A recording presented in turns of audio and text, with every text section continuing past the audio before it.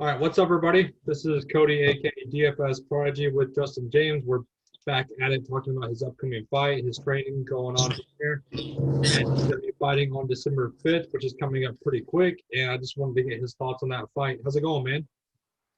Hey, Cody, man, everything's going real well out here. Just getting done with one of my morning training sessions. Probably gonna hit the lake here for a little bit of recovery. But how's it going with you? Same old same. Like I said, just trying to enjoy the moment while we can. So talk to Yes, me sir. about this upcoming fight. So it got scrapped at first. It was supposed to be last week, and then he came down Yep. with COVID. So how did that affect like your trading going from there? Yeah, it's I'm super excited. We're scheduled to fight November 14th, but due to some health issues, our fight got canned. Talked to my manager, Jason House with Iridium Sports. He hollered at the matchmaker. We moved it up a weight class to lightweight to make it a little easier on our bodies. And I'm super excited. I know Benitez. I'm sure he's super excited as well. We're ready to put on fight of the night right now. Heck yeah. So like how different was it hearing about like the health issue, trying to adjust it basically to a week later? You know what I mean? Talk to me about that situation. Well, when they offered me originally, so I got COVID like 3 weeks ago or 4 weeks ago, maybe a month ago. Then I quarantined for 2 weeks, didn't leave my room, fucking sucked. No training, no anything. Literally. And yeah. then at the end of the 2 weeks, Jason's like, all right, hey, we want to reschedule it for December 5th. And then he got it as well. And then my manager said, hey, we want to reschedule for December 5th. And I really wasn't in the position to make weight right after 2 weeks of sitting on my ass. And, my first couple training sessions back were really bad, 0 gas tanks. So, fortunately, I've been able to fight through all that. Like I said, the most important thing to me is the weight class. We got moved to lightweight. It's going to take a lot of stress off both of our.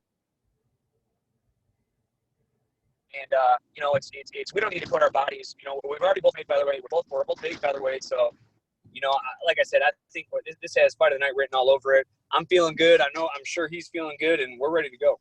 Heck yeah. So basically, like, talk to me about how you just get ready, like, given that it's coming up. Like, talk to me about, like, your final, like, couple of days before the fight, like, your mentality. Because obviously, like, going from a fighter standpoint, it's completely different than a fan's perspective, of course. So talk to me about, like, how you get ready Sure, man. Yeah. The last couple of days, man, honestly, and I hope this doesn't sound arrogant, but, I've been fighting so long and I've had so many fights, I'm approaching like 70 MMA fights between amateur and pro. It's just another day in the office, just like, I don't know, man. I don't even think about it honestly anymore. It's just like, all right, my biggest thought, I guess, is my weight and weight management leading up. And then after I make weight, oh man, it's just the fun part. It's my job is making weight. Fighting is just a bonus. Fighting is it's fun, man. It's get out there, get on TV, compete, try to knock somebody's head off while he's trying to knock my head off. Gonna bleed, gonna get hurt, And honestly, like I said, my only focus is making weight. It's always my only focus. And then after I make weight, the rest is downhill from there, man. It's fun from there on out. So I'm assuming you liked it better, given that it got bumped up, of course, the weight class. Like you were saying, like it's definitely a lot better, of course. Oh, hell yeah, man. Fighting at lightweight, I just feel so much better. I feel more full. I'm a medium-sized lightweight, a small to a medium-sized lightweight, but, I pack power, man. You look at some of my shots, I knock a lot of people out. I've knocked people out at lightweight. I've knocked people out at welterweight. I dropped Gavin in the first round, before I ran out of gas, in my last fight, out of my 2 UFC fights, I knocked out my debut. I dropped the last guy. Like, I'm coming in swinging. I don't care if it's at featherweight, lightweight, welterweight. I'm coming in swinging. I'm really happy it's at lightweight because I don't have to stress so much about the weight. I get to focus more on body recovery and, and game planning instead of just focusing on the weight, which unfortunately is, what led to my demise against Gavin Tucker. So, I'm super happy. If it wasn't at lightweight, I probably wouldn't have taken it, to be honest. So I know it's a relief to Benitez. It's a relief to me. And like I said, the rest is all gravy, baby. But you looked really well in the first round. Like your first round is where you're a legend at is the first round. Like literally your past like 3 out of 4 fights, you just dropped them, like you were saying, in the first round, making it easy money. Yeah, man. it's the weight cut really got to me the last fight, and I'm not, I really feel that when I fight and I have time to prepare for a fight, I don't gas out. I'm usually in much better shape than my opponent. But, man, that weight cut just got to me, man. I lost over 30 pounds in 3.5 weeks, and I had a really bad weight cut. And, the first half of the round I felt good. But after I dropped Gavin and I went for that guillotine in the first round, my arms were just fucking fried. I had nothing left in the tank, man. Yeah. Not to mention, hats off to Gavin, too. He kept a great pace the whole time, and unfortunately, due to the weight cut, due to the diet, I just couldn't keep the pace with him, and I was losing power on my shots, and hopefully after this one, when the UFC asked me to go back down to featherweight, I'm going to get a full 8-week camp where I can really diet and really focus on getting my weight down and really focus on my game plan instead of just being focused on cutting weight the week ago. So how's your training like differentiate between like fighters? So now that it's an E-test, like how's your training now going forward to him?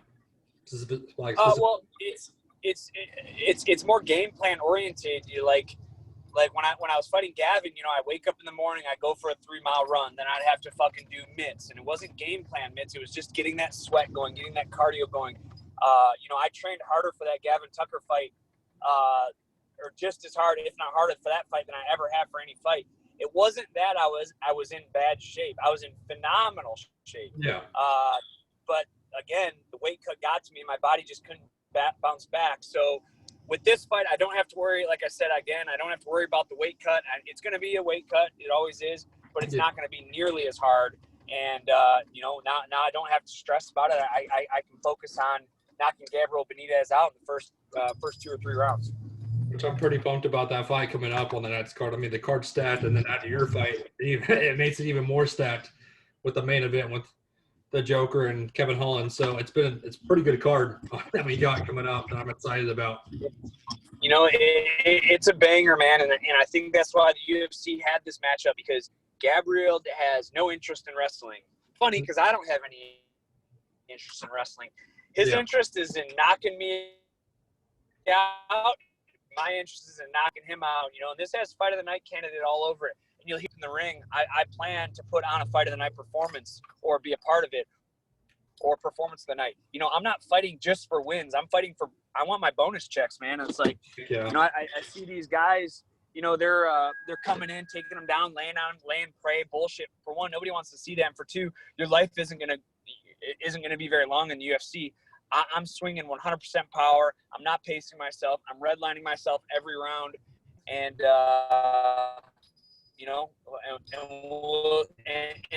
and the rest is history.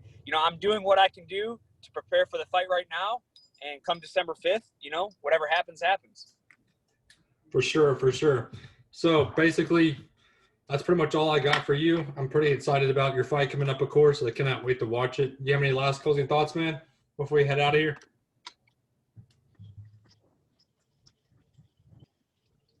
Man, I appreciate you keep reaching out. I want to give a shout out to Cypress Sun Sunglasses, Lane Frost brand, Evolve Sports, Evolve Nutrition, Iridium Sports, Dennis Davis, my head coach, Roman Isbell, and my coaching staff, Andrew Jacoby, Matt Crowley, UFC PI, and the list goes on and on. I can sit here and spiel for 5 minutes about it, man. It's, this is a team effort.